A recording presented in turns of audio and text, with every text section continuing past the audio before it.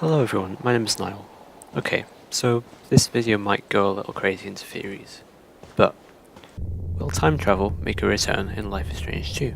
I mean, for a start, we know for a fact that time travel powers exist in Life is Strange games. Having them come into play into Life is Strange 2 in some way wouldn't be far-fetched at all.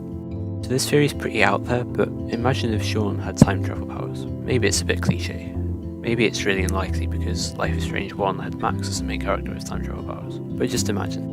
One of the biggest moments, if not the biggest moment, of episode 1 was at the start, where Sean's father Esteban is shot and killed by Officer Matthews.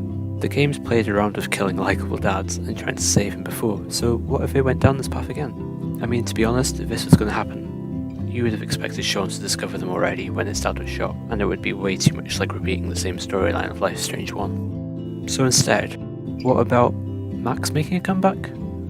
I've seen people say how maybe she could somehow become involved in the story, find a way of travelling back in time and saving Esteban, or maybe even transfer her powers onto Sean. It's a really interesting theory, even if again it's pretty unlikely. There's not much chance that they'd bring back old characters, with their focus being on an entirely new story and settings.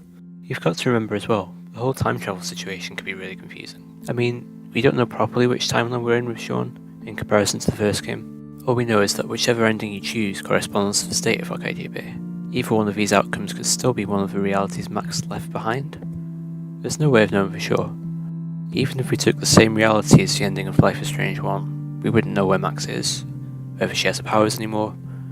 There's so many questions that would need answering.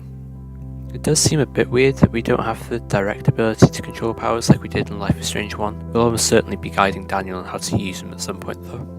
Okay, so something more realistic and something which should be a bit of a curveball thrown at us if it did happen.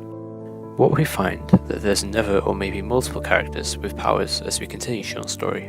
What if we meet someone who has a different kind of power to Daniel, just to throw more chaos into the mix? It's hard to know just how they'd affect the story because there's so many different directions it could take by the time we get to episode 5. Will we have reached Mexico? Will the police catch up at some point? Will Sean and Daniel change their mind and settle somewhere else? In theory though, having someone else with powers who could potentially be a really big help or hindrance to us would add another level of complexity to the story. It'd be a really interesting scenario. Double the powers? Yeah, please.